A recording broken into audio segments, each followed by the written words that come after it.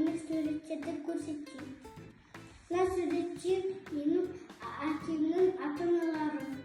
Ал атам жүргізуші болған, аты Шахмұрат, ал апам есепші болған, аты Бақыт. Олар енді зейнеткер. Мынау енді менің атамның ата-анасы. Ал мынау менің әжем.